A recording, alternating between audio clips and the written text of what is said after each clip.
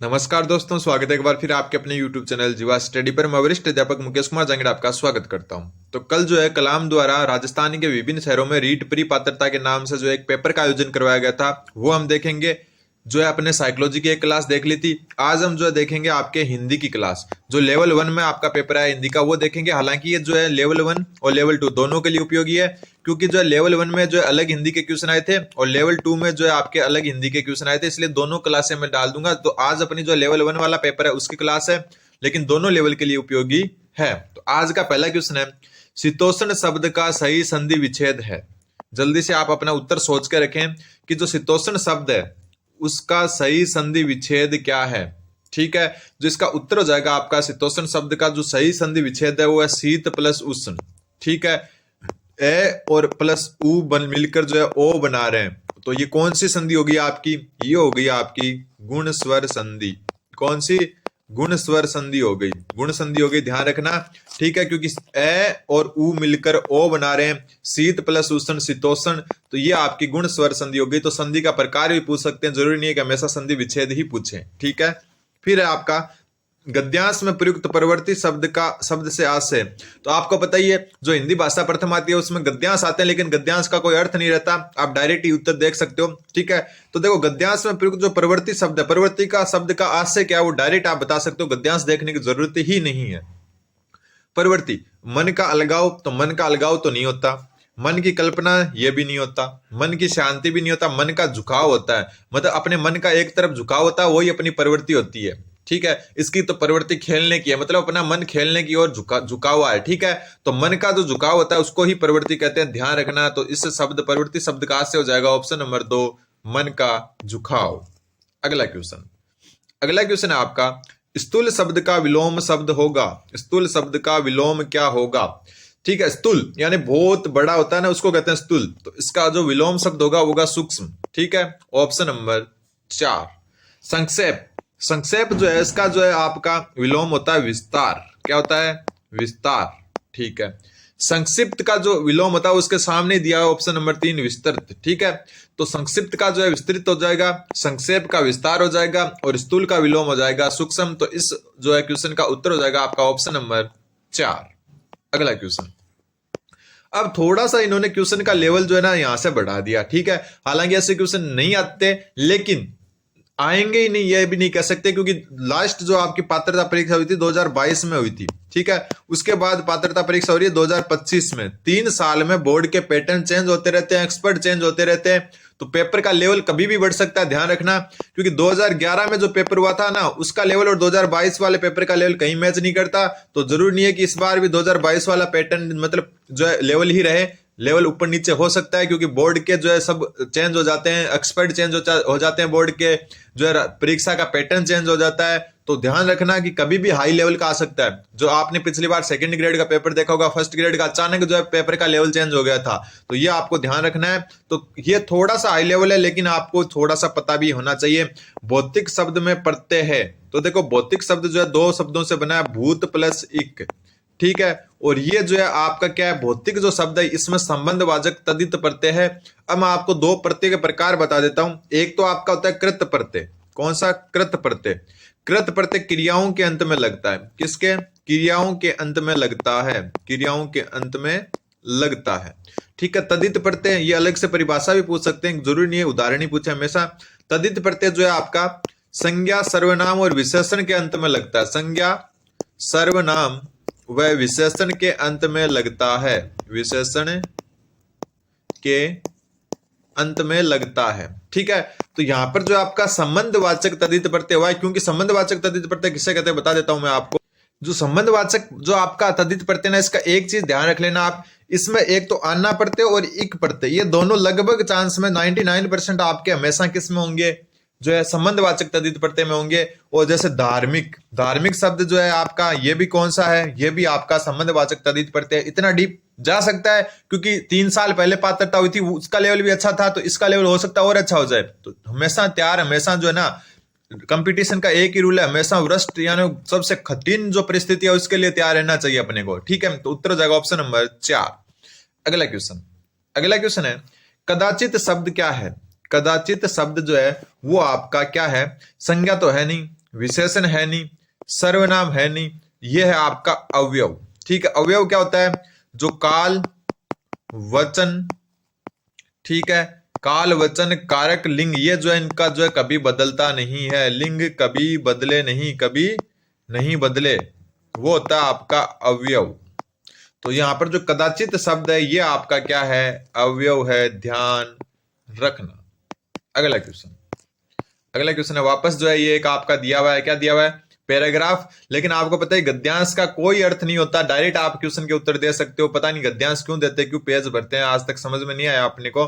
देखो क्वेश्चन दिया हुआ है, हमारे सीमित संसाधनों का घोर अपव्यय हो रहा है, ये डायरेक्ट यही दे देते क्वेश्चन। ठीक है, पूरा वाक्य दे देते, जरूरी थोड़ी गद्यांश देना। ठीक है, हमारे जो गद्यांश कब देते हैं, अपने परीक्षा दिया 12वीं 10वीं की, उसमें उत्तर मिलता हो, यहाँ पर उत्तर तो मिलता ही नहीं है गद्यांश में। ठीक है, हमारे सीमित संसाधनों का घोर अपव्यय हो रहा है, रेखांकित शब्द जो पद है उसका अर्थ क्या है, अपव्यय होना मतलब फिजूल खर्ची होना। ठीक है, जो धन का फिजूल खर्च करता हो सकता है, बाकी हमेशा ध्यान रखना।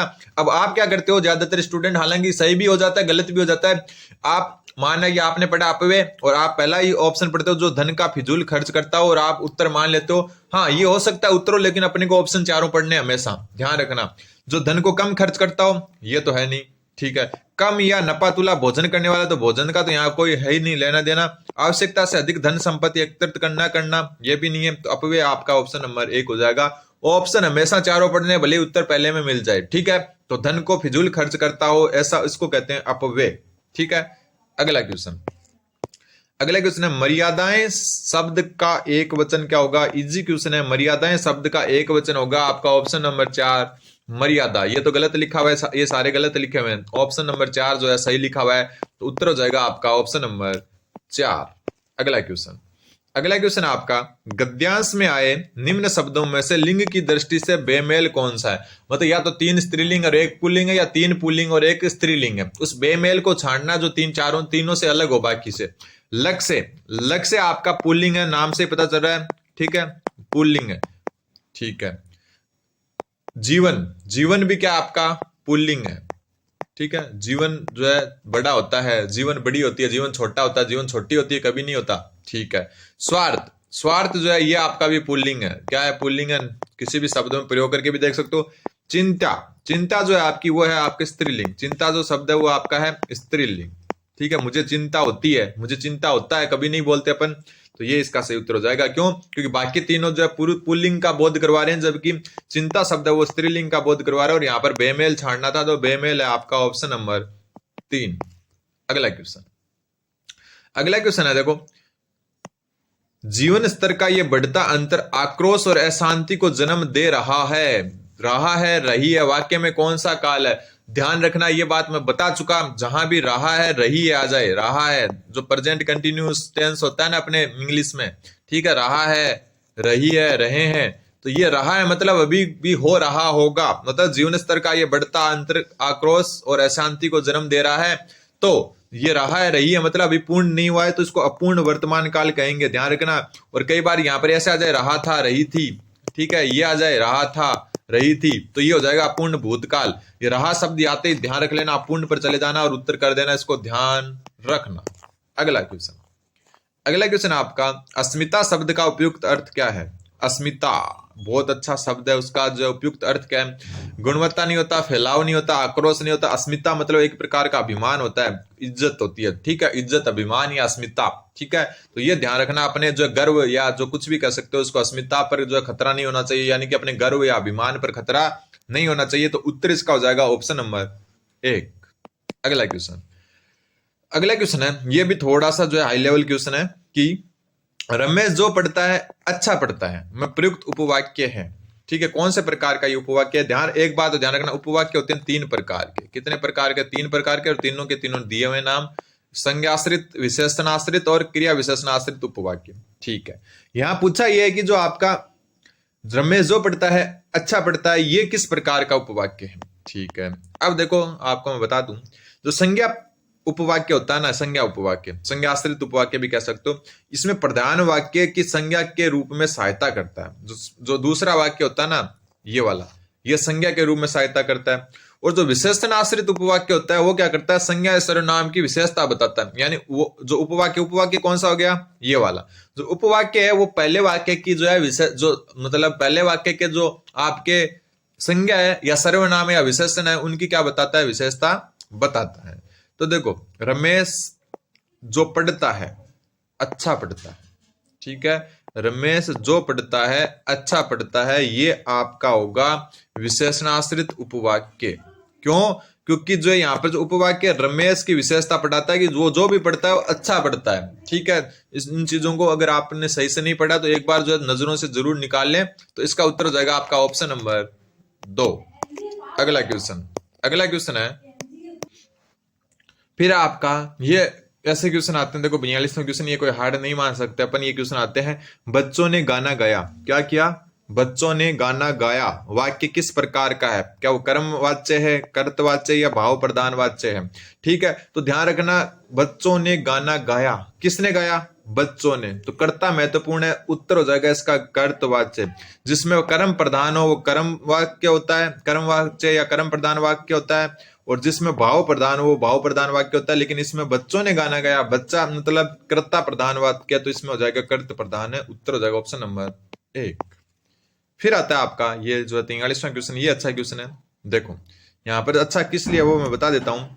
असंगत विकल्प का चयन करना है। विस्मयादि बोधक चिन्ह तो ये होता है, सबको पता है, सबसे सरल यही होता है।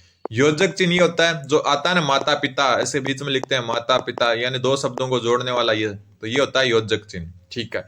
विवरण चिन्ह ऐसे होता है जैसे उद्देश्य, कोई नाम लिख दिया अपन ने और उद्देश्य लिख रहे हैं ऐसे करके कि उद्देश्य क्या है, ठीक है। जैसे लिख दिया विषय और फिर उसका विवरण दे देंगे विषय क्या है, ठीक है। उत्तर क्या हो गया, अब आपको पता चल गया, ये 3 सही है, तो चौथा इसका उत्तर हो गया अर्ध विराम। ये नहीं होता, ये जो कोमा होती है ना, इसको कहते हैं अल्प विराम। क्या कहते हैं, अल्प विराम, ठीक है। उत्तर हो गया ऑप्शन नंबर 1। लेकिन फिर अर्ध विराम किसे कहेंगे, अर्ध विराम देखो, ये अल्प विराम और अर्ध विराम में दोनों में अंतर है। अर्ध विराम देखो, ऊपर बिंदी और नीचे कोमा, ये होता है आपका अर्ध विराम, और ये अकेली कोमा आती है, वो होती है अल्प विराम। तो ये उत्तर हो गया आपका ऑप्शन नंबर 1। अगला क्वेश्चन है, कौन सा शब्द अवयव नहीं है, कौन सा शब्द अवयव नहीं है। तो जो इसका उत्तर हो जाएगा आपका ऑप्शन नंबर 1 ध्यान, ठीक है। ध्यान शब्द जो आपका अवयव नहीं है। अवयव के बारे में अपन बात कर चुके।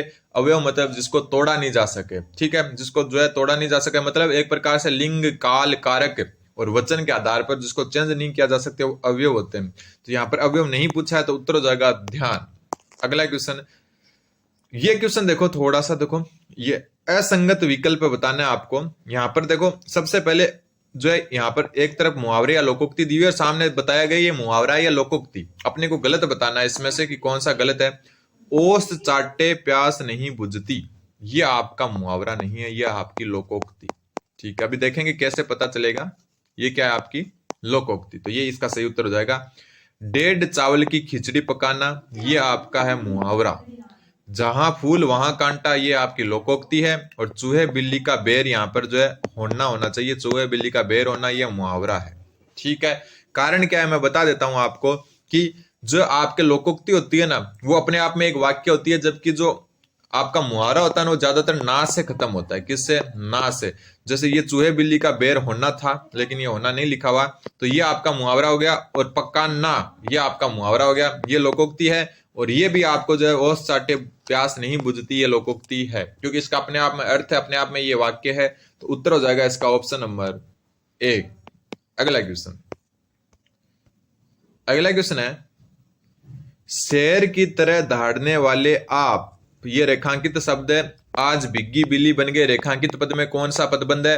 तो ये जो है मैं आपको बता चुका। देखो, शेर की तरह दहाड़ने वाले आप क्या होता है, आप होता है आपका सर्वनाम, ठीक है। क्या होता है, सर्वनाम। तो ये जो है आपका क्या हो जाएगा, सर्वनाम पदबंध। ध्यान रखना, शेर की तरह दहाड़ने वाले आप शब्द होता है सर्वनाम, तो ये हो गया आपका सर्वनाम पदबंध, ठीक है। मतलब जो है शेर की तरह कौन दहाड़ रहा है, आप दहाड़ रहे हो, तो ये पूरा पदबंध किसकी तरफ इशारा कर रहा है, आपकी तरफ। और आप क्या होता है, मतलब पदबंध किसे कहते हैं? जैसे सर्वनाम पदबंध किसे कहेंगे? जो पूरा वाक्य या जो पूरा का पूरा जो शब्द है या फिर जो शब्दों का पूरा युग्म है वो किसी जो है सर्वनाम का बोध करवाए। तो यहां पर हो रहा है कि शेर की तरह दहाड़ने वाले आप, यानी कि कौन दहाड़ रहा है शेर की तरह? आप। तो उत्तर क्या हो जाएगा? सर्वनाम पदबंध। अगला क्वेश्चन है, निम्नलिखित में से हर्बटीय उपागम से संबंधित कौन सा कथन असत्य है? ठीक है, सबसे पहले इस उपागम के जनक जॉन फ्रेडरिक हर्बर्ट थे। बिल्कुल सही बात है। इस उपागम में 5 सोपानों का अनुसरण किया जाता है। बिल्कुल, कौन कौन से 5 जो आपके सोपान है वो मैं बता देता हूं, लाइन से याद रख लेना। पहला योजना, या जिसको प्रस्तावना भी कहते हैं, योजना या प्रस्तावना। ठीक है। दूसरा जो है इसमें वो ध्यान रखना, प्रस्तुतिकरण, प्रस्तावना प्रस्तुतिकरण। ठीक है। तीसरा जो इसमें होता है तुलना, 1 मिनट सही लिख देता हूं। तीसरा जो होता है वो होता है तुलना। ठीक है। चौथा जो होता है इसमें वो होता है सामान्यीकरण, तुलना सामान्यीकरण। ठीक है। और फिर जो आपका 5वां होता है वो होता है मूल्यांकन या अनुप्रयोग। मूल्यांकन, इसी को कहते हैं अनुप्रयोग। ये होते हैं 5 पद हर्बटीय पंचपद दी गए। ठीक है। तो यहां पर जो है 5 सोपान होते हैं। बिल्कुल सही बात है। अब देखो उत्तर तो आपको कॉमन सेंस से पता चल जाएगा, 50-50 में है। कैसे है? ये उपागम स्मृति स्तर के शिक्षण पर आधारित है और ये उपागम बोध स्तर के शिक्षण पर आधारित है। यहां ही पता चल जाएगा कि इनमें से 2 उत्तर है, क्योंकि या स्मृति पर है तो बोध पर नहीं हो सकता, बोध पर है तो स्मृति पर नहीं हो सकता। तो यहां पर उत्तर क्या होगा वो ध्यान रख लेना। उत्तर हो जाएगा ऑप्शन नंबर 4। ये बोध स्तर पर आधारित नहीं है, ये स्मृति स्तर पर आधारित है। ध्यान रखना, ये चीज नई भी सीखने को मिली आपको। बोध स्तर के शिक्षण पर आधारित नहीं है, ये स्मृति शिक्षण पर आधारित है। तो उत्तर तीसरा तो सही है, चौथा क्या गलत है? तो अपने को असत्य पूछा था, तो ऑप्शन नंबर 4 हो जाएगा। अगला क्वेश्चन है आपका, जो आपको सुमेलित करना है, कलर से जो कर लेते हैं। सबसे पहले गद्य शिक्षण। जो गद्य शिक्षण है उसकी जो सामने विधियां दी हुई है उसमें से कौन सी विधि है? तो गद्य शिक्षण की मौन वाचन, यानी मन ही मन पढ़ना जो है गद्य शिक्षण की उपयुक्त विधि है। ठीक है। कलर करते हैं चेंज, उत्तर करते हैं चेंज। रचना शिक्षण। रचना शिक्षण की कौन सी विधि होती है? तो रचना शिक्षण की होती है आपके संवाद लेखन, यानी कोई संवाद लेखन कर रहे हो आप, किसी का इंटरव्यू लिख रहे हो या कोई और अदर चीज लिख रहे हो, वो रचना शिक्षण के अंतर्गत आती है। फिर बात करते हैं अपन व्याकरण शिक्षण की। किसकी? व्याकरण शिक्षण की। और व्याकरण शिक्षण की विधि इसके सामने ही दी हुई है। कौन सी विधि? आपकी आगमन विधि। ठीक है। फिर अपन बात करते हैं और अगले की, वो है आपकी पद शिक्षण। यह हम कहते हैं कविता, पद यानी कि कविता शिक्षण। और कविता शिक्षण की विधि आपकी रसास्वादन विधि, ऑप्शन नंबर 1। तो ये आपकी प्रमुख विधियां हैं। देखो जिस कलर में जो लिखी है उससे वही मेल खा रही है। गद्य शिक्षण मौन वाचन, रचना शिक्षण संवाद लेखन, व्याकरण शिक्षण आगमन विधि। ठीक है। और पद या कविता शिक्षण रसास्वादन विधि। तो ये आपके सामने जो है मेल खाई हुई है। अगला क्वेश्चन है, खंडवान्वय विधि जो है, सॉरी खंडान्वयन विधि है, उसका दूसरा नाम क्या है? खंडान्वय विधि जो है उसका दूसरा नाम आपको पता है कौन सी विधि है? प्रश्नोत्तर विधि है। खंडान्वय विधि का दूसरा नाम है आपका प्रश्नोत्तर विधि। ये क्वेश्चन भी कई बार आ चुका है। अगला क्वेश्चन है आपका, देखो अपनी एसएसटी की क्लास भी आएगी। ठीक है। रिकॉर्ड की हुई है, लेकिन क्या है ये बीच में जो है कलाम का टेस्ट आ गया, इसको भी सॉल्व कराना जरूरी है, क्योंकि सभी बोल रहे थे कि इसका जो है आप जल्दी से सॉल्यूशन करवा देना। ठीक है। फिर आता है आपका द्रुत मौन वाचन उपयोगी है। किस चीज में उपयोगी है द्रुत मौन वाचन? तो द्रुत मौन वाचन यानी कि तेज गति से मन ही मन में पढ़ना। बहुत अच्छा क्वेश्चन है। देखो तेज गति से मन ही मन में पढ़ना, द्रुत का मतलब तेज गति से। एक मौन वाचन के जो है 2 प्रकार होते हैं, एक तो गहन मौन वाचन, एक द्रुत मौन वाचन। द्रुत वाला मतलब बहुत तेज गति से मन ही मन में पढ़ना। ठीक है। तो सबसे पहले ये पाठ्य पुस्तकों के गहन अध्ययन के लिए है? बिल्कुल नहीं। गहन मूल वो आपका गहन मौन वाचन होता है, ये नहीं है। फिर पाठ्य पुस्तक के केंद्रीय भावों तक पहुंचने के लिए, तो केंद्रीय भावों तक पहुंचने के लिए भी गहन वाचन करना पड़ेगा, तो ये भी नहीं है। ठीक है।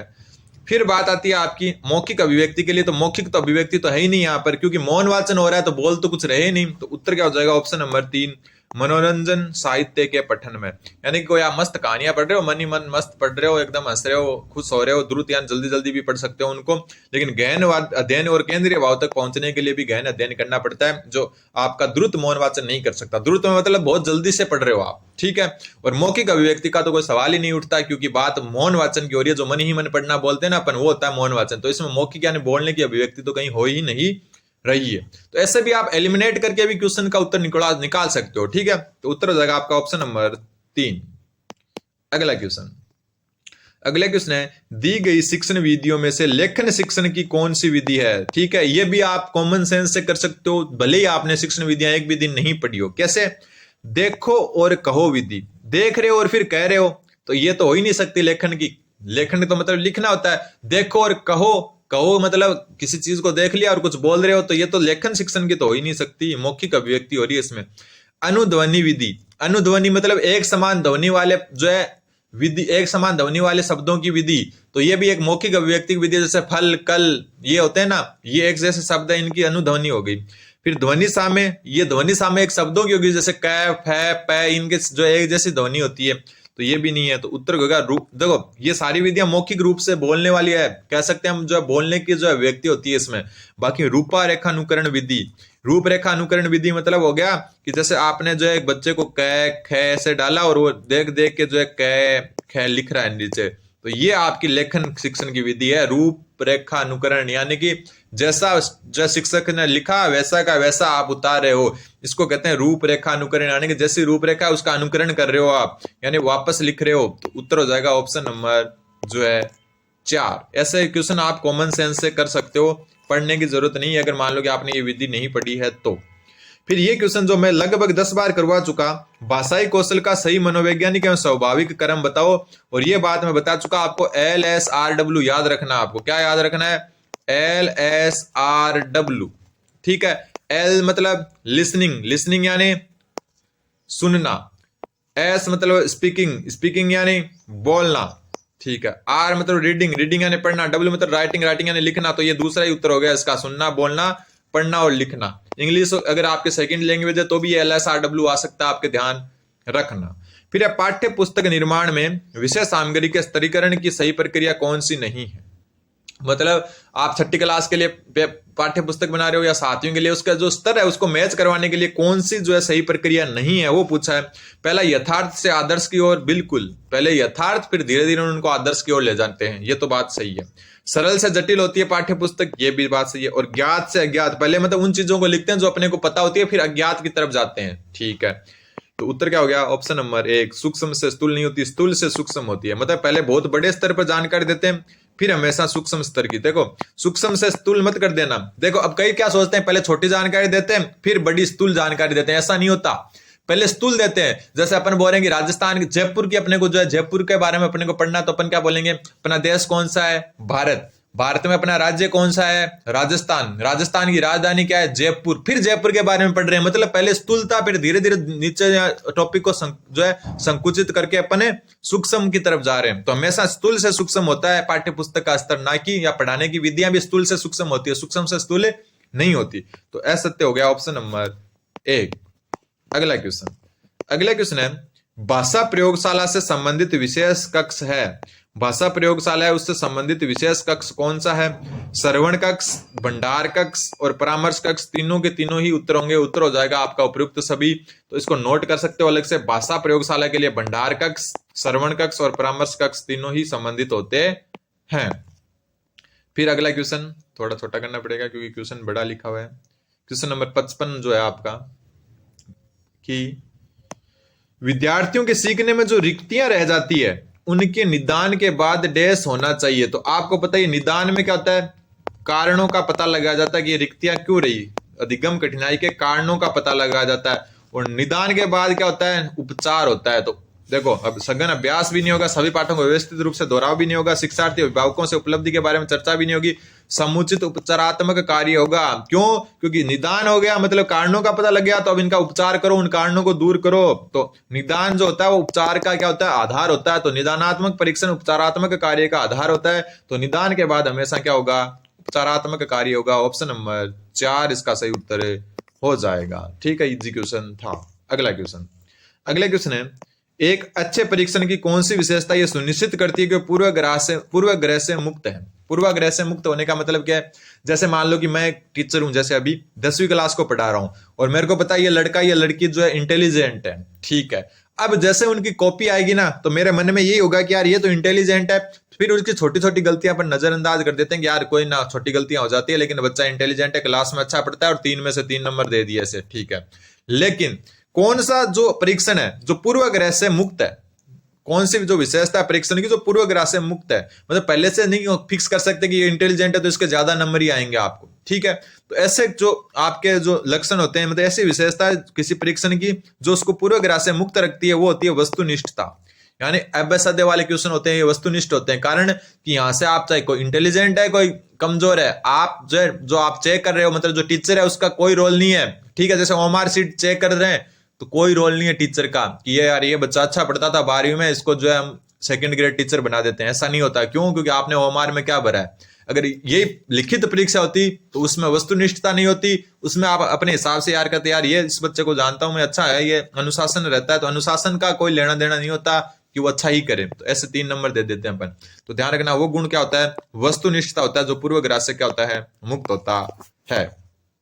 फिर अगला क्वेश्चन, सर्व दृश्य सामग्री या दृश्य सर्व सामग्री के संबंध में असत्य कथन बताना है।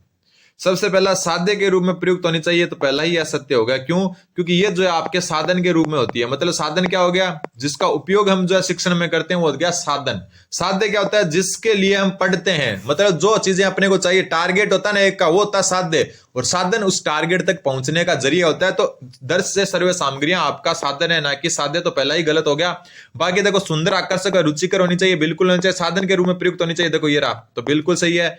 छात्र के मानसिक स्तर के अनुरूप होनी चाहिए, बिल्कुल पहला क्या हो गया, गलत हो गया।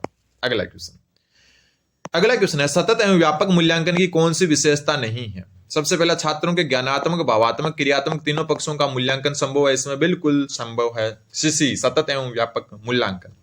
छात्रों में निरंतर अध्ययन की आदत का विकास करना, बिल्कुल है। फिर इसमें छात्रों की रुचियों और विवृत्तियों पर ध्यान नहीं दिया जाता, नेगेटिव आ गया, मतलब यही उत्तर हो गया, क्योंकि अपने को नेगेटिव ही पूछा था, विशेषता नहीं पूछा था। तो छात्रों की रुचियों और विवृत्तियों का भी ध्यान रखा जाता है इसमें। सतत एवं व्यापक का मतलब हर क्षेत्र का, व्यापक मतलब तो सतत मतलब निरंतर चल रहा है। इसमें पृष्ठ पोषण प्रवृत्तियों, उपचारात्मक शिक्षण की व्यवस्था की जाती है, बिल्कुल की जाती है। तो ऑप्शन 3 इसका सही उत्तर हो गया। अब आपके क्वेश्चन आएंगे राजस्थानी, जो आपकी बोली और साहित्य जुड़ा है वहां से, कि दक्षिणी राजस्थान के डूंगरपुर बांसवाड़ा भूभाग पर बोली जाने वाली बोली कौन सी है। तो डूंगरपुर बांसवाड़ा में देखो, यहाँ बागड़ी और यहाँ वागड़ी, ये दोनों बोलियां राजस्थान में बोली जाती है, लेकिन दोनों अलग अलग क्षेत्र में। वागड़ी बोली जाती है वागड़ क्षेत्र में, जो आपका डूंगरपुर बांसवाड़ा है। कौन सा? जो आपका डूंगरपुर और बांसवाड़ा का क्षेत्र है, वागड़ क्षेत्र, वहां वागड़ी बोली जाती है। तो ये इसका सही उत्तर हो गया, क्योंकि अपने को ये पूछा है। अब ये बागड़ी जो बोली है, ये हनुमानगढ़ चूरू में बोली जाती है। कहां पर है? हनुमानगढ़ का कुछ जो है पूरा का पूरा भाग, और चूरू का कुछ भाग, ठीक है। चूरू का पूरा भाग नहीं है, कुछ भाग, और गंगानगर के भी कुछ भाग में ये बोली जाती है बागड़ी बोली, ठीक है। और जो कुछ भाग झुंझुनू का भी आता है इसमें, लेकिन हनुमानगढ़ इसमें पूरा का पूरा आता है। देवड़ावाटी जो आपकी सिरोही में बोली जाती है, कहां पर? सिरोही के आसपास के क्षेत्र में। और खिराड़ी बोली जो आपका भीलवाड़ा शाहपुरा के आसपास, ठीक है, भीलवाड़ा शाहपुरा के आसपास बोली जाती है, ध्यान रखना। फिर बात आती है आपके हमीर महाकाव्य के लेखक कौन है। देखो इसका उत्तर 2 नंबर हो जाएगा, ठीक है। हमीर महाकाव्य के लेखक है नयन चंद्र सूरी, ऑप्शन नंबर 2। फिर नरपति नाले ने क्या लिखा था, इन्होंने क्या लिखा था? नरपति नाले ने लिखा था बिसल देव रासो। क्या लिखा था? बिसल देव रासो, जो विग्रह राज चतुर्थ है उन पर जो आधारित है ये। दलपत विजय है इनका नाम, दलपत सिंह का। दलपत विजय ने एक लिखा था खुमाण रासो, जो फेमस है वो बता रहा हूं आपको, खुमाण रासो। और जयानक ने लिखा था, एक मिनट, जयानक ने लिखा था पृथ्वीराज विजय, पृथ्वीराज विजय। और पृथ्वीराज रासो किसने लिखा था? चंद्रबरदाई ने। और इन्होंने लिखा था पृथ्वीराज विजय। तो ये आपके 30 क्वेश्चन जो लेवल 1 वाले पेपर में आए थे हिंदी के, वो थे। उम्मीद है आपके समझ में आए होंगे। चैनल को सब्सक्राइब करें। अब जो लेवल 2 वाले में पेपर में भी हिंदी अलग आई थी ना, हालांकि दोनों लेवल, ये वाली भी लेवल 2 के लिए उपयोगी है और वो वाली भी लेवल 1 के लिए उपयोगी है, लेकिन जो 1-2 टॉपिक ऊपर नीचे हैं, प्लस जो है आपका अलग अलग जो है पेपर में अलग अलग आई थी, वो हम जो है अगली क्लास में करेंगे। तब तक आप चैनल को सब्सक्राइब करें। नीचे सब्सक्राइब बटन दिया हुआ है, काले काला जो है एकदम बॉक्स बना हुआ है, उसको प्रेस करें, लाइक बटन दबाएं। टेलीग्राम ग्रुप से जुड़ना है तो डिस्क्रिप्शन में लिंक दिया हुआ है। धन्यवाद। बने रहें जीवा स्टडी के साथ।